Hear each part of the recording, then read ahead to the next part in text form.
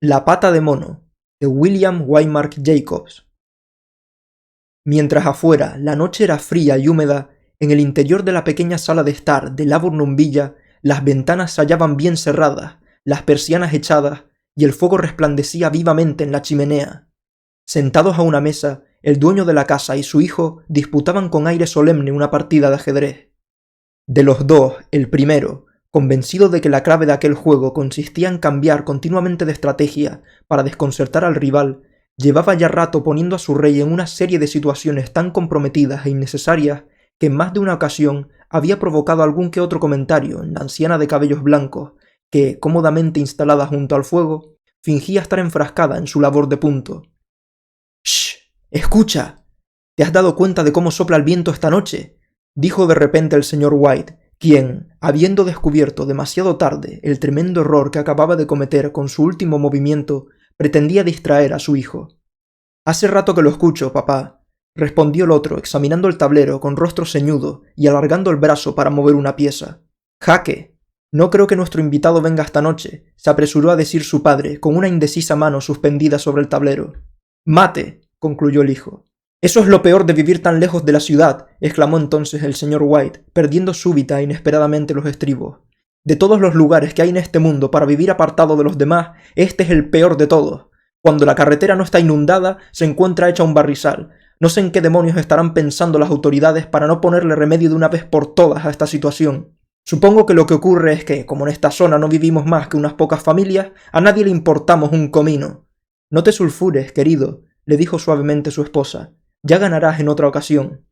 El señor White levantó la vista bruscamente, justo a tiempo de sorprender una mirada de complicidad que en aquel momento cruzaban madre e hijo.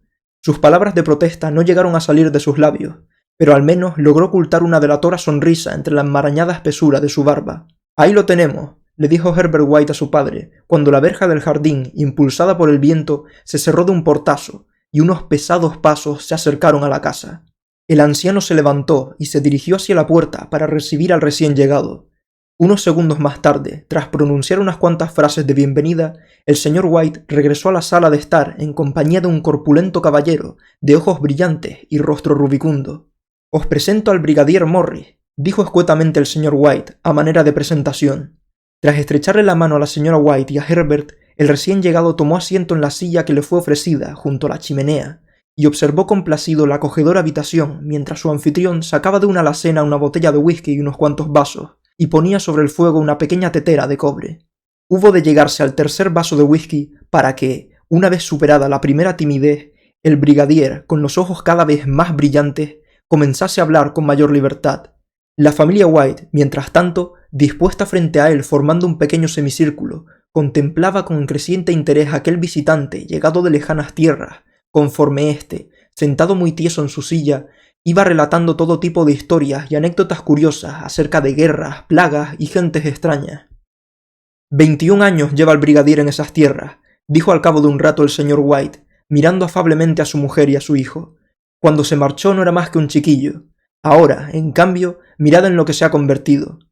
Pues el cambio no parece haberle sentado nada mal, dijo cortésmente la señora White.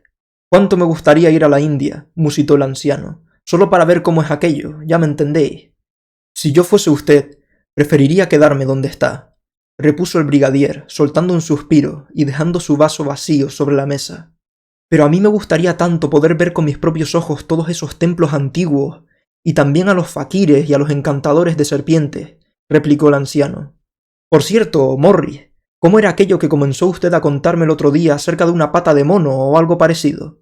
Nada, se apresuró a responder el brigadier, al menos nada que valga la pena oír. ¿Una pata de mono?, preguntó la señora White, llena de curiosidad. Bueno, en realidad no se trata más que de un pequeño ejemplo de lo que ustedes, aquí en Occidente, llamarían simplemente magia, respondió el brigadier con cierta brusquedad. Los tres oyentes, visiblemente interesados, se inclinaron hacia adelante para poder oír mejor. Su invitado, mientras tanto, se llevó distraídamente el vaso a los labios sin darse cuenta de que se hallaba vacío.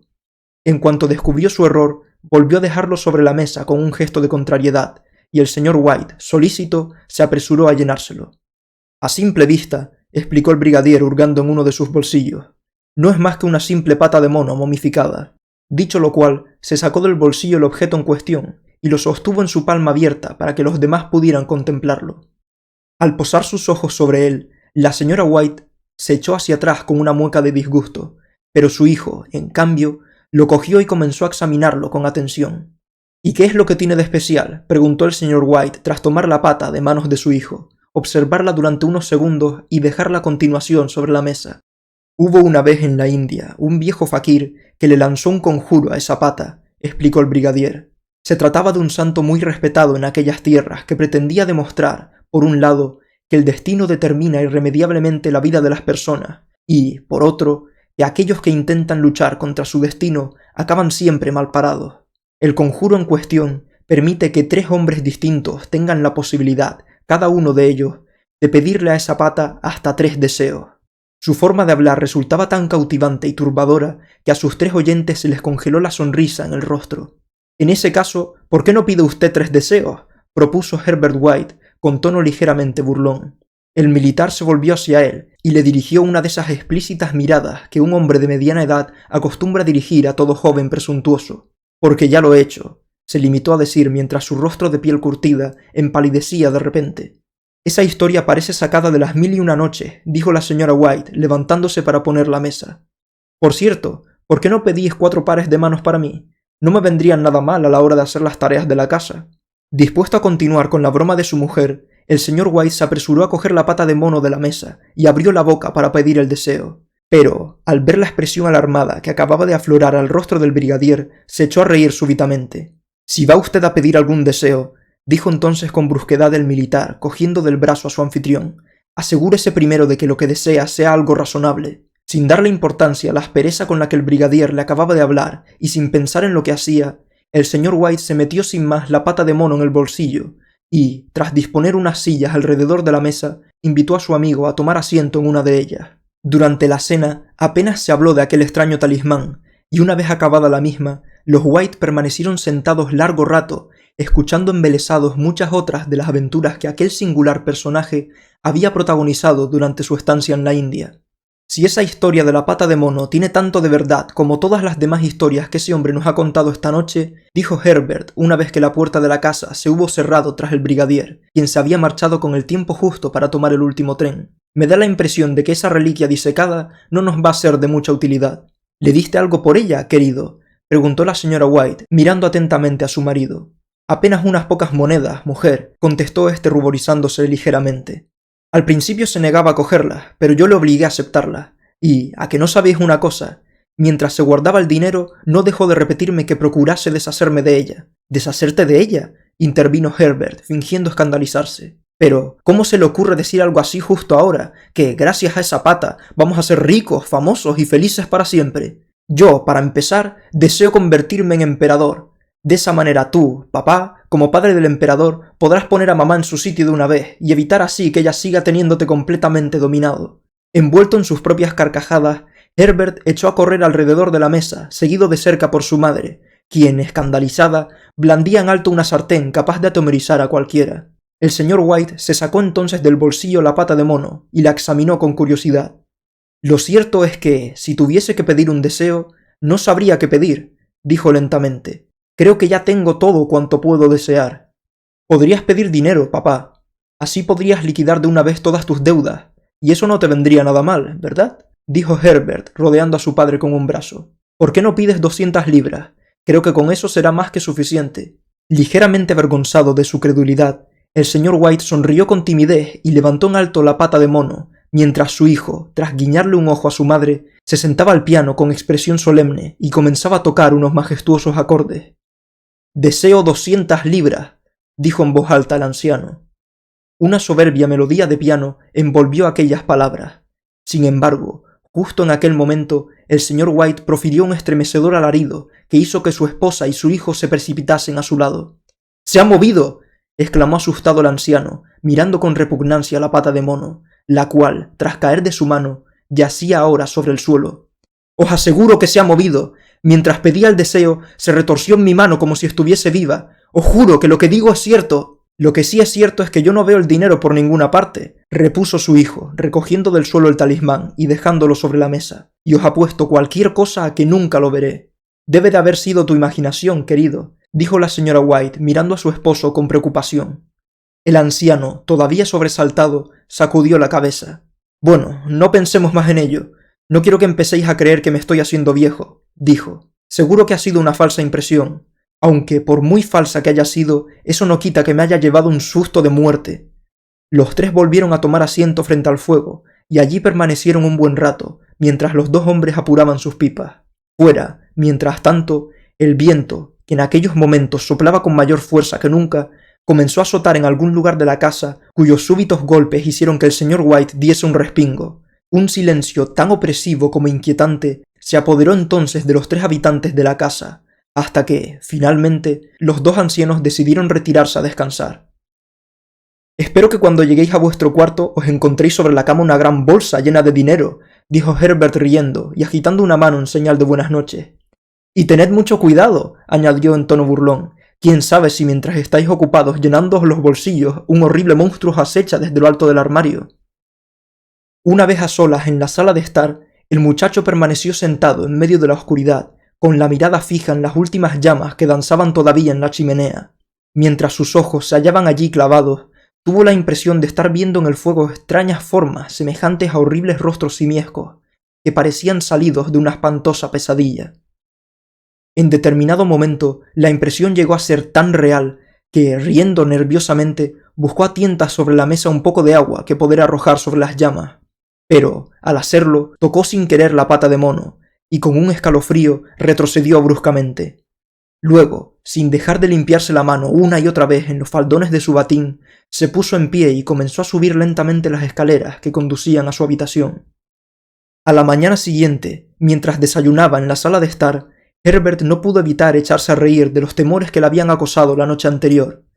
En la estancia, inundada ahora por la hermosa claridad del sol invernal, se respiraba un aire fresco y saludable que unas horas antes había brillado por su ausencia.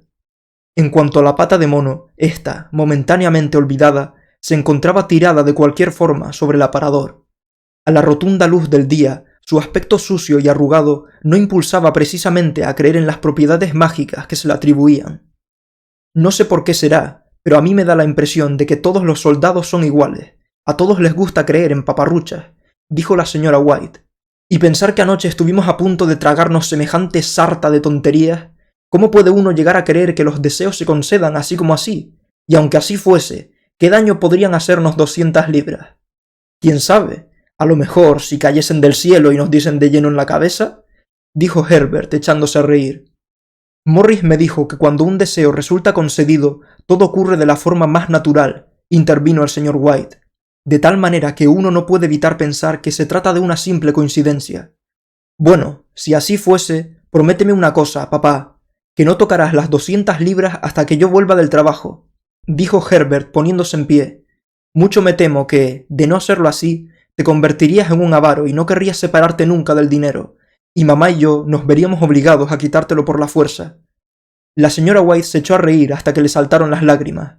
Luego, poniéndose también en pie, acompañó a Herbert hasta la puerta, se despidió de él y permaneció unos segundos en el umbral, contemplando cómo su hijo se alejaba por el camino. Seguidamente, riéndose todavía de la credulidad de su marido, regresó a la mesa. No obstante, a pesar de todas sus risas y burlas, no pudo evitar salir corriendo hacia la puerta cuando el cartero llamó aquella mañana, ni hacer un despectivo comentario sobre lo que ella llamó esos dichosos soldados aficionados a la bebida, cuando vio que el correo de aquel día consistía en una factura del sastre en vez de un cheque por valor de 200 libras. Estoy deseando oír lo que dirá Herbert cuando vuelva a casa y vea esa factura, dijo mientras ella y su marido se sentaban a comer. Solo de imaginármelo ya me estoy riendo. Y yo, convino el señor White sirviéndose un buen vaso de cerveza. Aunque, de todas formas, digáis lo que digáis, anoche esa cosa se movió en mi mano. Te juro que lo hizo. Simplemente te daría esa impresión, querido, dijo su esposa con tacto. Si yo digo que se movió, es que se movió, repuso el otro. No estoy hablando de impresiones, sino de hechos. Yo acababa de pedir aquel deseo cuando, de repente... Pero bueno, ¿qué es lo que pasa? La señora White no respondió. Se hallaba demasiado ocupada, siguiendo con la mirada los misteriosos movimientos de un hombre que, de pie frente a la entrada del jardín, no dejaba de mirar con aspecto indeciso hacia la casa, como si estuviese pensando si debía o no llamar a la puerta. Sin poder evitarlo, asoció mentalmente a aquel extraño con las 200 libras y reparó entonces en que el sujeto en cuestión no solo iba muy bien vestido, sino que además llevaba puesto un magnífico y reluciente sombrero que debía de haberle costado una fortuna. Mientras deambulaba frente a la casa, aquel personaje se paró hasta 3 veces ante la verja, como dispuesto a entrar, pero otras tantas veces se echó atrás y continuó paseando. Finalmente, al cuarto intento, asió con fuerza la puerta del jardín, la abrió resueltamente de un empujón y echó a andar con paso firme y decidido por el sendero que conducía a la puerta de la casa. La señora White, poniéndose en pie al ver cómo el hombre se acercaba, se quitó apresuradamente el delantal, lo escondió bajo el cojín de una silla y acudió a recibir al extraño. Tras abrir la puerta de un tirón, la señora White hizo pasar al recién llegado hasta la sala de estar. Este, visiblemente incómodo, la miró de soslayo y la escuchó con expresión preocupada, mientras la anciana le pedía disculpas por el desorden que reinaba en la casa y por las ropas tan sucias que llevaba puestas su marido, pues, según explicó, eran las que el señor White solía ponerse cuando se disponía a trabajar en el jardín. A continuación guardó silencio y, con toda la paciencia de la que una mujer es capaz, esperó a que aquel hombre explicase el motivo que le había llevado hasta allí. Verán ustedes, me han pedido que viniera a verle, dijo por fin, tras un extraño silencio, bajando la vista y dejándola clavada en algún lugar del suelo. Vengo de parte de la firma Moe & Meggins.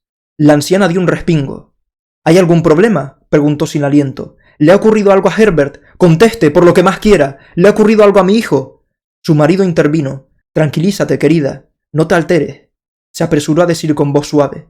Siéntate aquí y no saques conclusiones precipitadas. Y ahora, caballero, añadió volviéndose hacia el recién llegado, con una mirada cargada de ansiedad, díganos lo que ha venido a decirnos. Estoy seguro de que no se trata de malas noticias, ¿verdad? Lo siento mucho, caballero, pero... comenzó a decir el hombre. ¿Le ha pasado algo a mi hijo?, preguntó la anciana sin poder contenerse por más tiempo. El visitante asintió con la cabeza. Así es, señora. Su hijo se encuentra gravemente herido, dijo en voz baja, pero al menos ya no sufre. Gracias a Dios, exclamó la anciana retorciéndose las manos con fuerza. Gracias a Dios, gracias a... La mujer guardó silencio de repente, cuando cayó en la cuenta del verdadero significado que encerraban las últimas palabras pronunciadas por aquel hombre. Luego, al ver el rostro sombrío y crispado de éste, sus más horribles temores se vieron definitivamente confirmados. Se quedó sin aliento y, mirando con desesperación a su marido, que todavía no parecía haber comprendido del todo lo que sucedía, puso su mano temblorosa en la de él y se la apretó con fuerza. Se produjo entonces un silencio sepulcral. Al parecer, su hijo quedó atrapado entre los engranajes de una de las máquinas, añadió finalmente el visitante, con voz apenas audible. «Atrapado entre los engranajes», repitió Mr. White, aturdido. «Dios mío». El anciano se dejó caer pesadamente en una silla y se puso a mirar por la ventana sin ver nada en particular. Luego, con una dulzura infinita, tomó la mano de su esposa entre las suyas y la apretó tal y como había hecho por primera vez 40 años atrás, cuando los dos no eran más que una joven pareja de novios. Herbert era lo único que teníamos en este mundo, dijo volviéndose ligeramente hacia el visitante. No tiene usted idea de lo duro que resulta perderle. El hombre, incómodo, carraspeó y poniéndose en pie, se acercó lentamente a la ventana. La empresa me ha pedido que les comunique su más sincero pésame ante tan dolorosa pérdida, dijo sin apenas levantar la mirada. Espero que comprendan que yo no soy más que un simple empleado y que me limito a obedecer las órdenes que me han transmitido. No hubo respuesta. A la anciana, mortalmente pálida y con la mirada completamente perdida, apenas se la oía respirar. Su marido, mientras tanto, seguía mirando en silencio por la ventana. También me han encargado decirles que Moe & Meggins niegan cualquier tipo de responsabilidad en lo ocurrido, continuó diciendo el hombre. No obstante, en consideración a los servicios prestados por su hijo a lo largo de los últimos años, la empresa desea hacerles la entrega de cierta cantidad de dinero a manera de compensación. Al oír aquello, Mr. White soltó la mano de su esposa y poniéndose en pie cuán alto era, miró a aquel hombre con expresión horrorizada. Lentamente sus labios resecos se abrieron para preguntar ¿A cuánto asciende esa cantidad? «A 200 libras, caballero», fue la respuesta. Ajeno totalmente al grito de su esposa, el anciano, tras esbozar una amarga sonrisa, extendió las manos ante sí como un ciego que intentase caminar sin ayuda de su bastón, y a continuación se desplomó sin sentido sobre el suelo. Al día siguiente, los dos ancianos enterraron a su difunto hijo en el cementerio nuevo del pueblo, y a continuación, una vez concluida la ceremonia, recorrieron a pie las 2 millas que les separaban de su casa, aquella casa que ahora se había quedado sumida en las sombras y el silencio. Todo había ocurrido tan deprisa que al principio les costó asimilar lo que realmente había sucedido, y durante algunos días permanecieron en vilo, como la espera de alguna otra cosa que aún estuviese por ocurrir, algo que, sin lugar a dudas, les ayudaría a llevar mejor aquella carga que tan pesada resultaba para sus fatigados corazones. Pero, conforme los días fueron pasando, la esperanza fue convirtiéndose poco a poco en esa incurable resignación que, cuando se apodera de los ancianos, suele recibir erróneamente el nombre de apatía. Incluso había días en los que marido y mujer apenas intercambiaban una sola palabra, pues, ahora que su hijo ya no estaba con ellos, no tenían nada de qué hablar. Poco a poco, un profundo hastío comenzó a consumirles por dentro.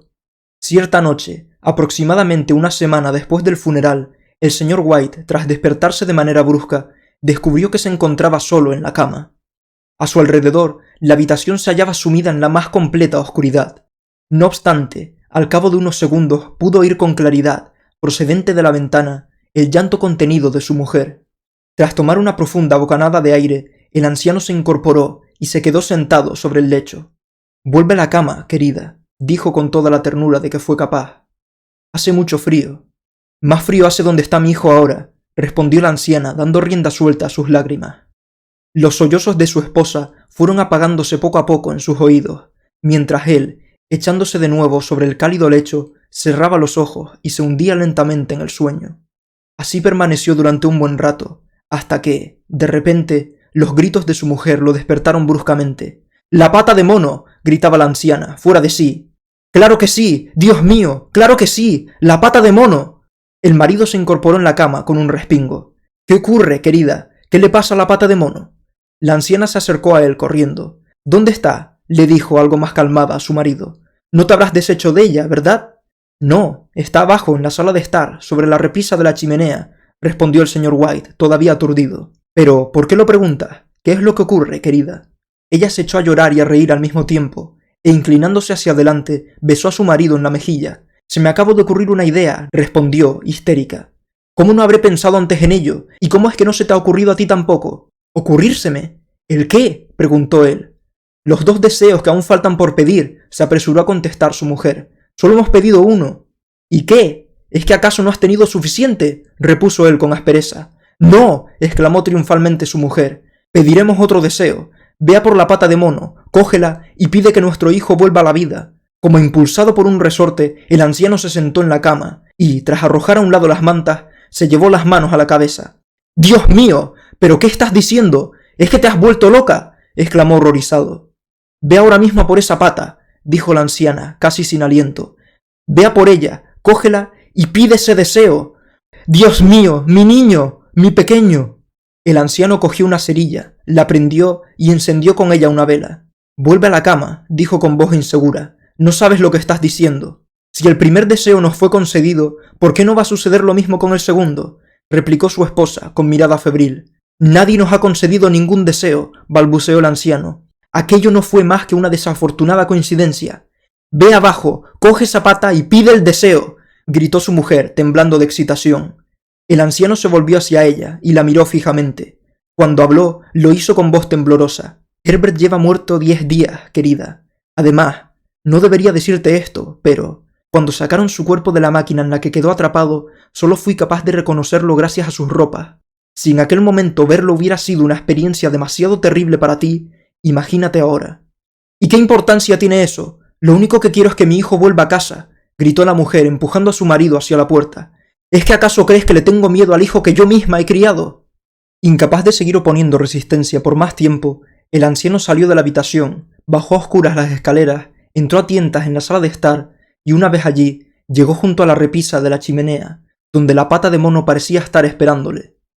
Nada más cogerla, le asaltó la terrible idea de que quizás aquel deseo demencial acabase realmente trayendo a casa el cuerpo destrozado de su hijo, antes de que él tuviese tiempo de escapar. Aquel pensamiento le impactó tanto que durante unos segundos se quedó completamente paralizado de terror y, respirando con dificultad, perdió el sentido de la orientación y se sintió súbitamente desamparado en la oscuridad. Con la frente bañada en sudor y con aquella inmunda pata momificada fuertemente cogida en una mano, se abrió camino a trompicones hasta la mesa, y desde allí fue avanzando a tientas a lo largo de la pared hasta que se encontró nuevamente en el pasillo que desembocaba en las escaleras. Cuando por fin llegó a su habitación, incluso el rostro de su esposa le pareció diferente. No solo se hallaba mortalmente pálido debido a la excitación y el insomnio, sino que además parecía dominado por una extraña y enigmática expresión. Con un repentino e inmenso dolor, el anciano se dio cuenta de que tenía miedo de su mujer. «Muy bien, ahora pide ese deseo», le esperó la anciana en voz alta. «Todo esto no tiene ningún sentido, querida», balbuceó él. «Te he dicho que pidas ese deseo», repitió ella. Lentamente, el anciano levantó en alto la pata de mono y dijo: «Quiero que mi hijo vuelva a la vida». El talismán cayó entonces al suelo con un suave golpe. El anciano, incapaz de articular una sola palabra más, clavó en él una mirada cargada de terror y a continuación, temblando de pies a cabeza, se desplomó pesadamente en una silla. Su esposa, mientras tanto, se acercó a la ventana con la mirada encendida y levantó la persiana de un enérgico tirón, dirigiendo alguna que otra ocasional mirada a aquella arrebatada figura que esperaba ansiosa junto a la ventana. El señor White permaneció sentado hasta que su cuerpo comenzó a entumecerse de frío. La vela, reducida a una pequeña lengua de fuego que asomaba tímidamente por el borde del candelabro, comenzó a proyectar temblorosas sombras sobre las paredes y el techo de la estancia, hasta que finalmente, con un último estremecimiento más pronunciado que los anteriores, se extinguió. Entonces, el anciano, sintiendo un alivio indescriptible al ver que el talismán no parecía surtir efecto alguno, se levantó y se introdujo silenciosamente en la cama. 1 o 2 minutos más tarde, su esposa, dándose definitivamente por vencida, se separó de la ventana, cruzó la habitación y se tumbó junto a él sin hacer ruido. Ninguno de los dos dijo una sola palabra. En vez de eso, se limitaron a permanecer tumbados, en silencio, escuchando atentamente el tic-tac del reloj, el crujir de las escaleras y el ocasional correteo de algún que otro ratón en algún oculto rincón de la casa. La oscuridad resultaba tan asfixiante que al cabo de un buen rato, el anciano, incapaz de seguir soportándola por más tiempo, reunió todo el valor que fue capaz de encontrar, y tras coger de la mesilla de noche una caja de cerillas, encendió una de estas y salió de la habitación para ir en busca de una vela. Cuando llegó al pie de las escaleras, la cerilla se apagó de repente y tuvo que detenerse para encender otra. Pero, justo en aquel preciso instante, un golpe, tan leve y suave que al principio el anciano tuvo dudas de haberlo oído, sonó en la puerta de la casa. El señor White sintió como la caja de cerillas, aún abierta, se le escapaba de la mano y cómo los fósforos se desparramaban a sus pies sobre el suelo del pasillo. Permaneció inmóvil, conteniendo la respiración, hasta que el golpe volvió a dejarse oír. Entonces, reaccionando súbitamente, dio media vuelta, regresó corriendo a su habitación y con manos temblorosas cerró la puerta a sus espaldas. Un tercer golpe resonó entonces por toda la casa. «¿Qué ha sido eso?», exclamó su esposa, despertándose de repente. «Una rata, querida», respondió el anciano con voz temblorosa. «Me pasó por entre las piernas mientras bajaba las escaleras». Su esposa se sentó en la cama, escuchando atentamente. Un nuevo golpe, esta vez más poderoso que los anteriores, retumbó por todas partes. «¡Es Herbert!», gritó. «¡Oh, Dios mío! ¡Es Herbert!». Como impulsada por un resorte, la anciana se levantó de la cama y echó a correr hacia la puerta. Pero entonces su marido, reaccionando con rapidez, se plantó frente a ella y la agarró fuertemente del brazo. «¿Qué es lo que vas a hacer?», le dijo en un ronco susurro. «Dejar a mi hijo entrar en casa. ¿Es que no te has dado cuenta de que es Herbert quien llama?», gritó la mujer, forcejeando por soltarse. «Con los nervios me olvidé de que el cementerio se encuentra a 2 millas de aquí y de que recorrerlas lleva algún tiempo. Y ahora suéltame. ¿Por qué me retienes? Suéltame, te digo. Tengo que abrir esa puerta». «Por el amor de Dios, no lo dejes entrar», suplicó el anciano temblando de pies a cabeza. «¿Qué te ocurre? ¿Es que acaso tienes miedo de tu propio hijo?», replicó su esposa, sin dejar de forcejear. «Suéltame de una vez». «Ya voy, Herbert. Ya voy, hijo mío». Marido y mujer forcejearon todavía durante unos instantes mientras los golpes, cada vez más insistentes, seguían resonando sobre la puerta de la casa. Finalmente, la anciana, liberándose de un tirón, dio media vuelta y salió corriendo de la estancia. Su marido, echando a correr tras ella, la siguió hasta el rellano de las escaleras, pero una vez allí, incapaz de alcanzarla, se detuvo y la llamó a gritos mientras ella bajaba apresuradamente al piso inferior. Poco después se oyó el ruido de la cadena de la puerta al ser quitada y el de uno de los cerrojos al ser descorrido, y, justo a continuación, la voz forzada y jadeante de la anciana, que gritaba: «¡El cerrojo de arriba! ¡No puedo alcanzarlo! ¡Está demasiado alto para mí! ¡Ven a ayudarme!». Pero su marido, en vez de acudir en su ayuda, dio media vuelta, entró de nuevo en el dormitorio y, poniéndose a gatas, comenzó a rastrear el suelo como un loco, en busca de la pata de mono. Si tan solo pudiese encontrarla antes de que su mujer le abriese la puerta a aquella cosa. Mientras una verdadera andanada de golpes hacía temblar toda la casa, oyó como su esposa arrastraba una silla hasta el vestíbulo y la ponía contra la puerta. Un par de segundos más tarde, justo en el momento en que oía como aquel último cerrojo era descorrido con un leve chirrido, encontró lo que buscaba. Sin perder un solo instante, levantó ante sí la pata de mono y pronunció horrorizado su tercer y último deseo. Los golpes cesaron de repente, y de ellos solo quedó un eco que recorrió toda la casa hasta extinguirse. Con el corazón en un puño, el anciano oyó como su esposa apartaba a un lado la silla y abría acto seguido la puerta. Una fría ráfaga de viento atravesó el umbral y se deslizó velozmente escaleras arriba. A continuación, un largo y desesperado lamento de la anciana recorrió la casa de un extremo a otro. Nada más oírlo, su esposo, haciendo acopio de valor, bajó corriendo las escaleras, pasó junto a ella y salió al exterior. Allí, a la frágil luz de una farola situada al otro lado de la calle, el camino se hallaba desierto y tranquilo.